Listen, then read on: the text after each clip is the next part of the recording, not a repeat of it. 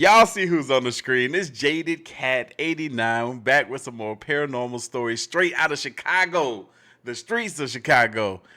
I just love this woman's stories. She's so funny. She's so captivating. Her stories are so good. And we get three. We get three new stories. And with that being said, let's watch. Do do do do do do. Story time. Do do. Here we go. Paranormal Chicago. Mermaids. We talking about mermaids again, and I told y'all that I was gonna tell you about the mermaid that's trapped over there in the Japanese garden on the south side behind the Museum of Science and Industry. Well, we finna talk about it. Come on, my baby. So I was working at the Museum of Science and Industry down on 55th, right? And this particular day, I wound up getting off work early. Something told me, walk a little bit. And that's how I stumbled upon the Japanese garden. All my years of living in this motherfucking city, never seen this goddamn garden to save my life. I done drove up and down this damn strip, I don't know how many times. Ain't never, ever seen this garden. But I'm happy that I saw it this day.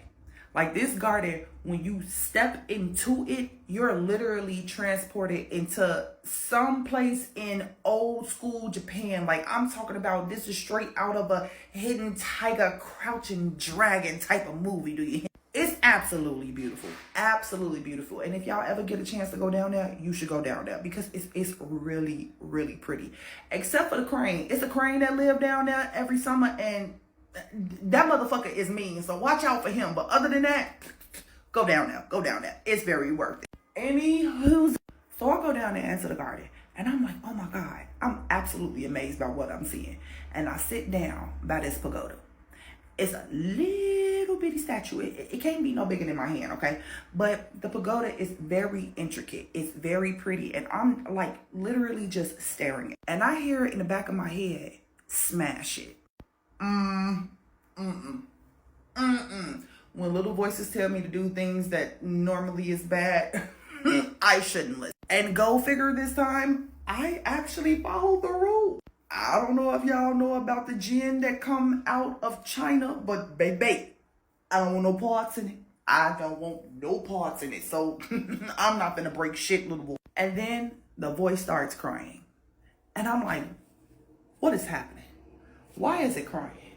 That's not normal. See, this ain't normal. I don't like it. Who are you? What do you want? And the voice said, wait, you can hear me? I said, yeah, I hear you. Where you at and what you want? She said, you can't see me unless it's the nighttime. You're a mermaid. Got it. She said, great. Do you know my story? Do you know how I'm trapped here? No, ma'am. And I feel like you finna take me. What's happened? She said, I don't want you. At least not how you think I want you. Please set me free. The white man lied to me.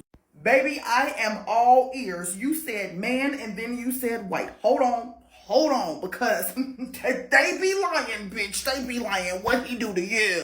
She told me back when the Museum of Science and Industry was being built, it was a whole lot of shit going wrong. Like a whole lot of shit going wrong. The white people was dumping shit into the lake. It was all types of biohazards going on. And she was one of the protectors of that area. But just like Pocahontas' dumbass, she wound up falling in love with a white man. The white man lied. He said that they weren't going to build nothing else, but they built something else. They built that Japanese garden. So she pissed. She pissed because she let it slip on her watch.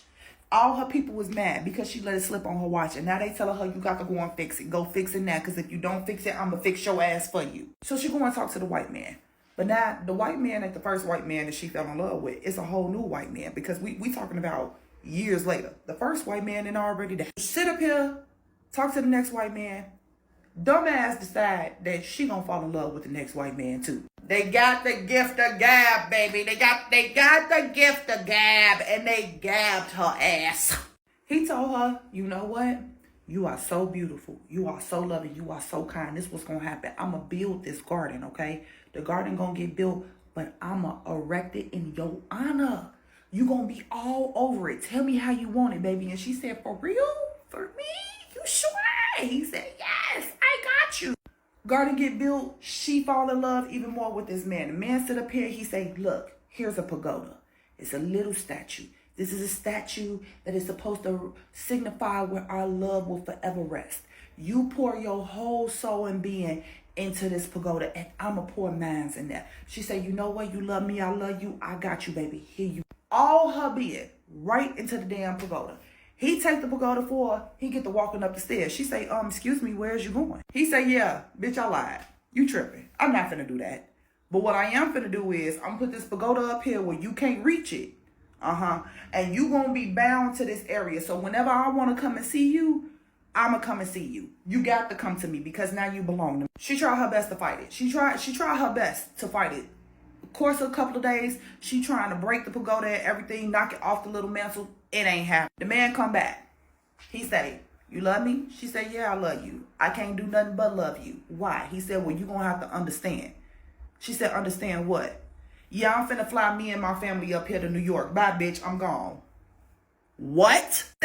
He said, yeah. You gotta watch all of this. This is now your job. You gotta protect the land and all that extra shit, but you can't leave.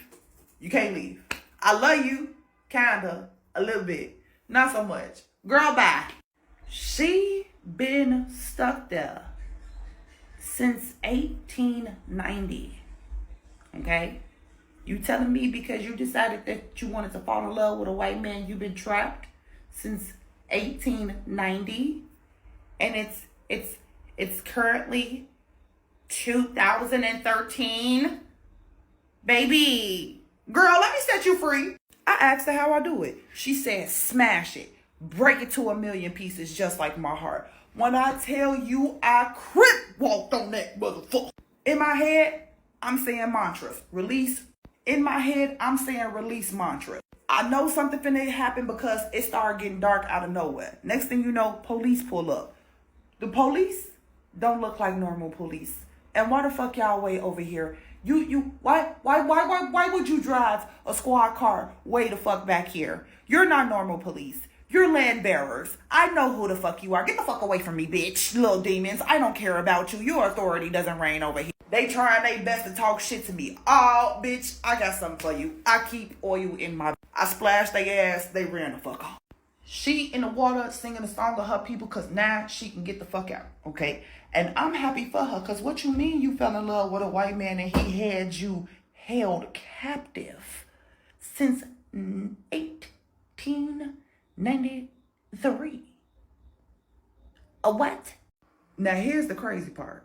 Ever since 2014, after my run-in with the Little Mermaid, that area floods so bad. Sis not over there protecting nothing no more. And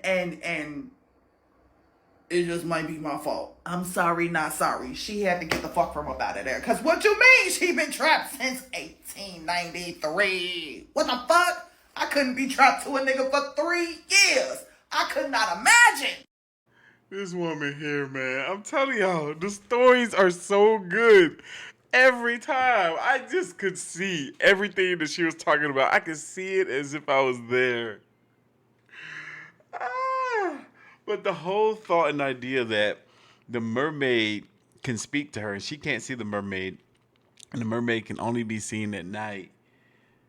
Like, what if that's really how it is? Like, why we can't see mermaids? They can only be seen at night because anything that I ever seen that looked convincing, like that one dude that was on the boat and he had what sound like sirens or mermaids calling out to him, and then you see them like swimming along the side of his boat when he was out, the fisherman's boat or whatever. It was always at night when they were visible. Man. Her stories be too good. Her stories be too good. I swear they better be real. I believe her. I don't care. Hey, you miss me? I know you did. I know you. You fiending for another story time, aren't you? Come on, my babies. Come on, my babies. Story time. Story time. We talking about vampires in Chicago again. Specifically the ones that live in the Pedway system. For those of you who don't know, Chicago is a city on a city on a city. The old Chicago, back when the World Fair and shit happened, it burnt down. Yeah, something was built on top of that. That's the Chicago that we in. But then somewhere in like the 1950s or something like that, it was a rich hoity-toity person, and he was like, you know what? I don't like walking outside in Chicago weather elements, so we need to find a better way to do this. And then they decided to invent the Pedway system. The Pedway system is a series of tunnels and walkways that lead you to different parts of downtown Chicago. Now, I need you to keep in mind how big downtown Chicago is, because Chicago's downtown is split in half by the river. So for you to tell somebody that it is enough tunnels or a big enough tunnel system that spans both sides of the river, yeah, that's some work. And another reason why we say that the Pedway system is its own city is because it's literally its own city. Any type of store that you think of finding is down there. Like, people come to downtown Chicago to shop, and they think about all the shops and the stores that's up on State Street and all up and down Michigan.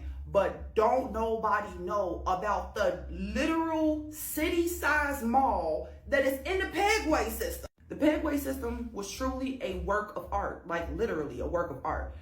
The problem is that like in the late 80s, early 90s, baby, the violence started popping off down there. And people didn't understand why. Like, of course, there was always some type of violence, like pickpocketers or people who was like robbing the stores and stuff like that. But it never was people who was actually getting hurt. Out of nowhere, people just started getting beat the fuck up. Women are literally waking up behind walls, sexually assaulted and bitten. Now the news tried to sit up here and play it off, talk about there's a sexual predator in the Pedway system. You have to watch out. He has the kink for scratching and biting. But see, here's the problem with that. My smart ass, with my eyeballs, can see that it is claw marks. These ain't scratches, these are claw marks, okay? And the bite ain't no human bite, because what human bite do you know only got 4 puncture wounds? I know, vampires, fucking vampires. You not finna tell me somebody just coming up sexually assaulted and they was bit on the neck, bit right here on arm, bit on their thigh. You know what's right there? Artery. And you want a human is doing that? No. I told y'all I got friends from all different walks of life. One of my favorite friends, her name was Ruth. She's Vietnamese. Her family had a pho shop that was down there in the Pedway. I have been told many times, don't go down there by myself. And if I do go down there by myself, stay focused and only follow the yellow signs.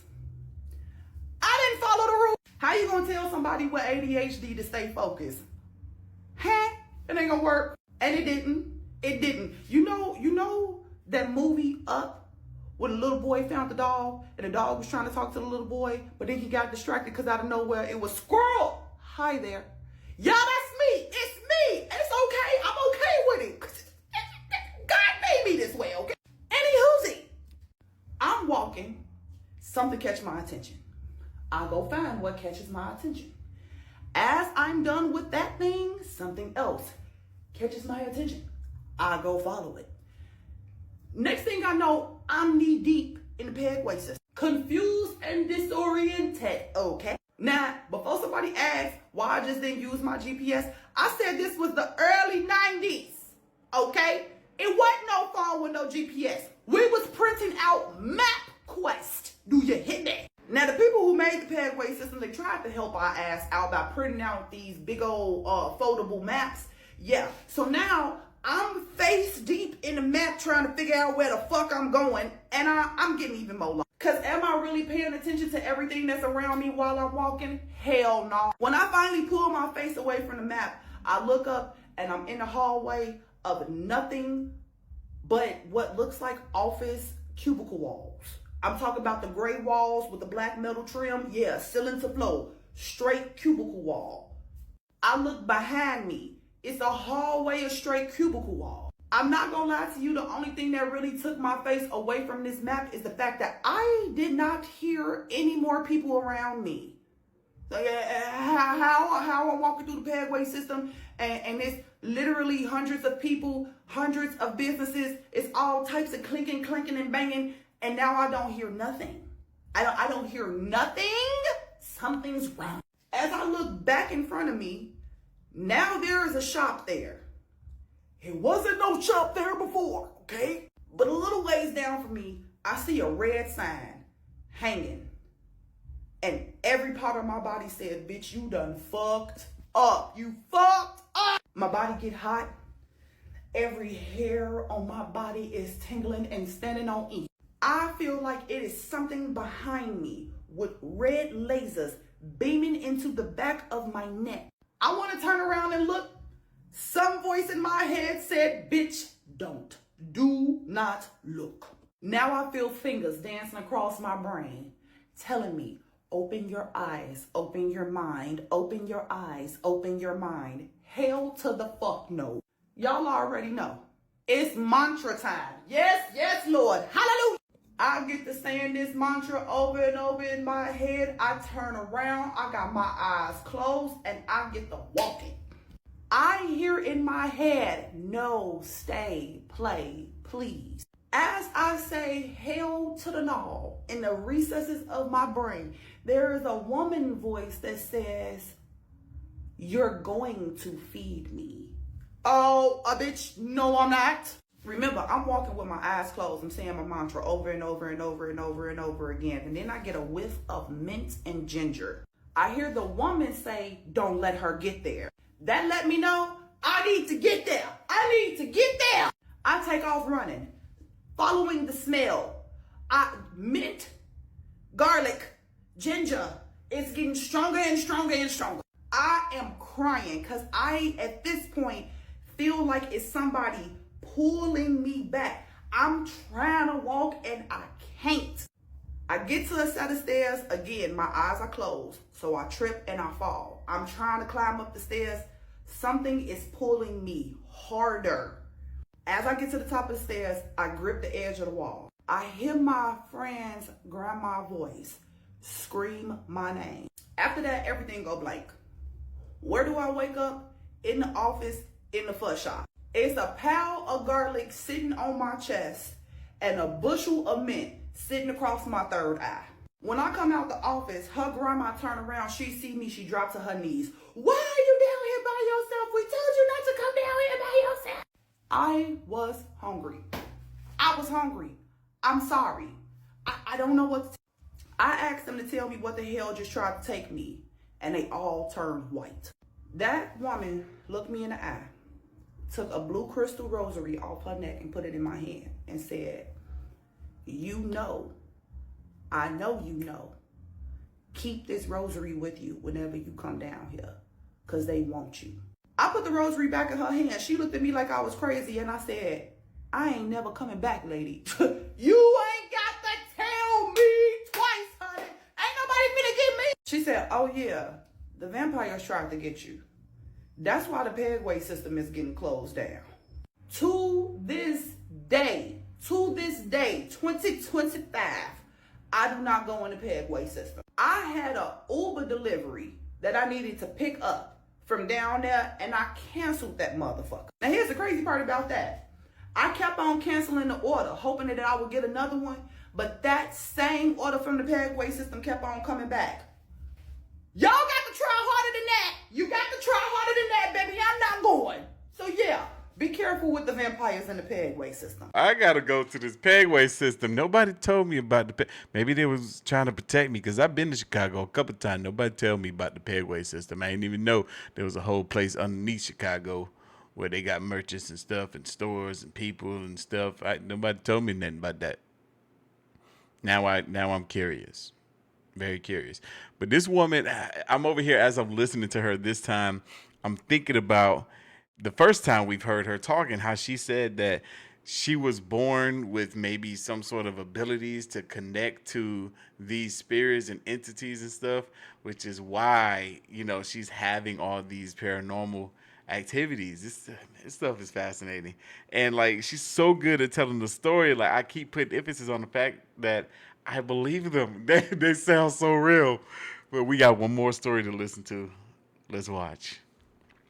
3, 2, 1, cue theme music. Boom, boom, it's story time. Boom, boom, paranormal Chicago active. with Cat G. Today we are talking about shapeshifters. This one particular shapeshifter, he was a millionaire and homeless. Oh yeah, a millionaire homeless shapeshifter. A lot of people don't know this, but there is a huge population of multi-million-dollar or thousandaires in Chicago who chose to be homeless. Back in the early 2000s, when the stock market got really bad, the rich people lost their mind and they was like, you know what? I got too much money and there's too many problems, so I'm finna get rid of it. I didn't understand why people would do that at that time, but now, in this great age of 36, I completely understand. I value my peace more than money. You can always tell the difference between the different types of homeless populations, because the ones who actually got money in the bank and they chose to be homeless, they are the nicest, sweetest, most polite people in the world. They stay out of the way. They don't ask for no money. They don't even sit out with cups or signs or nothing like that. Well, there was one of those men who used to sit outside my job downtown at Starbucks. Side note, before somebody else asks me how did I work at so many different jobs, baby, I am from Chicago. We have temp job agencies everywhere. I have literally worked for damn near every major corporation in this fucking city. Back to the story. So this homeless man, he was outside of my job at Starbucks. The sweetest, nicest little man ever. I call him Mr. Magoo, because that's exactly what he looked like. I especially appreciated when he actually came into Starbucks, because that man would come in, get his coffee, go all the way to the corner and not bother a soul. This one particular day, I was coming to work and I just so happened to lock eyes with him and I started talking to him. We had a beautiful conversation, but I was out there talking to that man for like 45 minutes, not realizing I should have been clocking my ass in. When I get into the job, I know something is up because my time punch is already done. But I've been outside for 45 minutes. My supervisor come out the back and she look at me, she say, oh my God, thank you so much, Catherine. I appreciate you so much for coming in early and helping us restock. We had a really rough morning. Me? I restocked this morning? You sure? Okay. The reason why I didn't correct her is because this particular supervisor was mean as hell. And if she patting me on the back, goddammit, I'm gonna take it. I'm gonna take it. On my lunch break, something just told me, make a sandwich for the old man outside. So that's what I did. I went outside, gave him to Mr. Magoo, and he just got to smiling and talking and saying how I was one of the nicest people that has worked in Starbucks in a very long time. I sat there on my lunch break with him for 45 minutes and we continued to have a beautiful conversation. Every day for a week after that, that man would come in and he would specifically ask for me to make his coffee. Now here's the thing, I never told him my name. And if you know me in real life, you know I'm not wearing a fucking name badge. I don't like people knowing my name. Mr. Magoo has seriously become a part of my routine, and then all of a sudden he vanished. He would never be gone from in front of that store for more than 2 days. At this point, it had been 5. Monday, day 8, I wake up and I see on the news that they found Mr. Magoo dead next to the Chicago River. Baby, I cried. Oh my God, my soul was tore up. I get to work and all my coworkers is just looking at me with the, oh, boo-boo. That was my fucking Mr. Magoo. What you mean he did? Monday night, I get home. I literally take a shower. I cry so hard in the shower and I'm praying that the news is wrong. Tuesday morning, I wake up, go to work and see that he has a whole little memorial shrine outside of the Starbucks. Wednesday, it's a group of homeless people who are sitting around the shrine. And this lady looks up at me and she says, Kat, thank you for being a friend to him. I ain't never seen this lady a day before in my life. I have never seen this lady a day before in my life. I'm freaked out, but okay, let me go to work. It's too much going on. Let me go to work. I'm working. I don't want to deal with the customers, so I'm brewing coffee. In comes this man, standing like 6'2", 6'3". This man is absolutely gorgeous and he smiles at me. I know y'all thinking like Cat don't fall for another pretty smile, but this smile didn't make me fall for it. This smile felt like I had a proud uncle watching me. You know that urge when you just want to take off running full speed, jump into your uncle's arms and tackle him to the ground with all the love in the world? That's how I felt looking at this man. My supervisor come over and she say, Cat, I think that man is waiting for you to take care of him. He won't move in the line. So I step up, say, hey, how you doing? Can I help you? He said, yes, ma'am. You sure can, Cat. I need a, and he proceeds to tell me his coffee order. As I'm making a coffee order, a little warming sensation comes over my heart because I'm thinking about Mr. Magoo. That's his favorite coffee order. Finishing up his drink, I hand it to him. I say, I hope you have a good day. He say, I hope you have a good day too. And he hands me a tip. But the tip is wrapped in receipt paper. He proceeds to tell me don't open it until I am off work. All right. I don't believe in coincidences, so I'm gonna listen. I completely forgot about the little receipt packet that the man gave me. Get all the way home. I'm sitting on my bed and I hear, open me. I knew exactly where it was coming from, and I did. I unraveled this little roll of receipt paper and proceed to find $600. And the note on the receipt paper said, thank you for making me feel human. Now I know why it said don't open it up until I got home. Because if they would have seen that I got $600, they'd have went off. They would have went off. Now I was off for a couple of days and I come back in. Guess what I find waiting for me? A giant bouquet of lilies. For those of y'all who don't know, I love me some lilies. I love them. And not too many people know that. Like, you got to be one of my family members to know that. So I'm real confused. And then the next thing I hear is, hello, beautiful. But it sounded like Mr. Magoo. I'm all smiles. I can feel myself turning red. But when I turn around, it was a tall man from a couple of days ago. He's standing there with his hands in his pocket and he say, did you enjoy your flowers? I couldn't speak because I was fixated on his eyes. Let me tell y'all something. It don't matter what you do to your eyes. You can go and get them surgically changed. You can put in contacts. But to somebody who sees through a veil, your eyes will always be the same. And I know that I am looking at Mr. Magoo's eyes. Like a damn dog, I cock my head to the side. He cocked his head to the side and he smiled. He getting this look. He said, your eye is seeing correctly. Thank you for treating me like a human.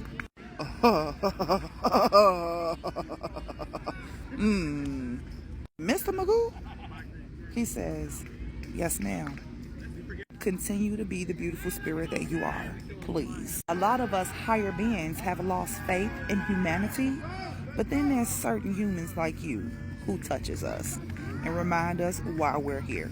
He handed me an envelope, told me to wait till I got home, turned on his heels, and walked out again. That was the last time I seen Mr. Magoo. And that man gave me $1,500, which was literally enough to pay off my rent for the rest of the year. To this day, I hope that I see Mr. Magoo, because he was a really good man. He really was. The knowledge that this man had was bananas. Y'all wonder why I know so much history about Chicago? It's because our supernatural has taught me a lot. What a great ending. That was a great ending. Oh, man. See what I mean? Like, I don't feel like that's a made-up story. Mr. Magoo was more than just a man. He was somebody, a messenger sent from the heavens above. Maybe somebody that was sent down to watch us.